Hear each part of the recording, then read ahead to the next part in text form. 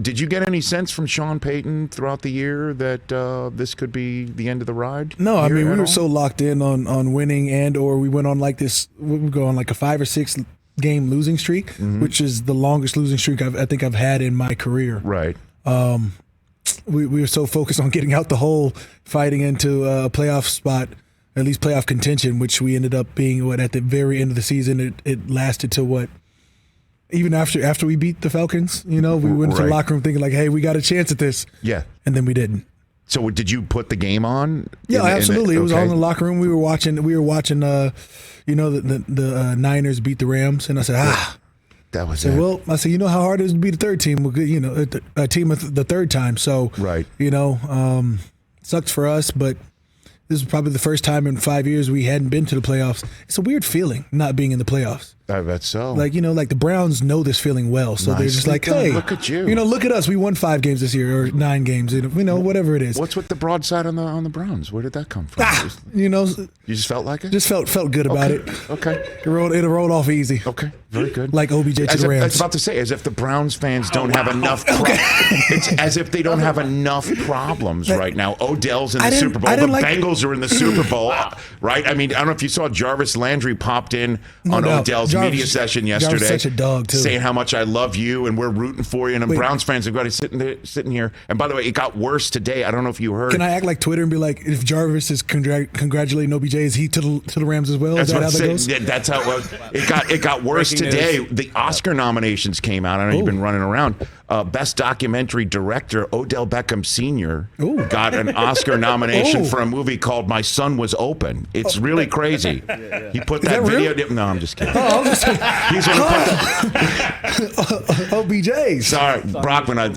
My Son Was Open was a great documentary. He put it out. It's the first Oscar nomination for any dad who put a documentary on Twitter. It's important. Remember he put all those videos? I saw. Okay. I saw because I saw the narrative. It was OBJ's a problem, or OBJ, and I like it. See, you're very good at what you do, Cameron Jordan, because here I am trying to delve about your coach, and now you just got me on a tangent about the Browns. You're good, man. I just caught myself. Shout out Sean Payton. Yeah. Well done. Yeah. So former HC. When I know you kind of tapped out for the first 24, 48 because we rang your phone up to see if you want to come on and talk about it. What conversation can you share that you had with Sean Payton? I went social media dark. You did. I had to figure out my feelings first. Well, what are you? Like, how do you feel about it? I don't know. It's like when when your wife asks you how do you like the new couch? I don't know. I haven't sat in it. You kind of know what you feel about the couch. You don't because there's like a price point that comes into it that makes you feel a certain type of way. How much did we spend on this so-sick couch? Okay, maybe I like it. There are a lot of factors that go in. Exactly. So there's a lot of factors head into my head coach, the only head coach I've had in the NFL. Taking a reprieve or a sabbatical or whatever he's going to call it. Right. Because he said he didn't say he was done coaching. Right. In fact, the opposite. He said, I look forward to coaching again. Right. So I was like, I don't know how I feel about this. So you're saying he's done with me? Mm-hmm. Took it personal. And then I was like, look, as a business decision, he's given up 16 years of his life to the Saints. And I mean, you know the amount of work that goes into being a head coach. I mean, I've seen him, have the cot in the room. He's spending multiple days there.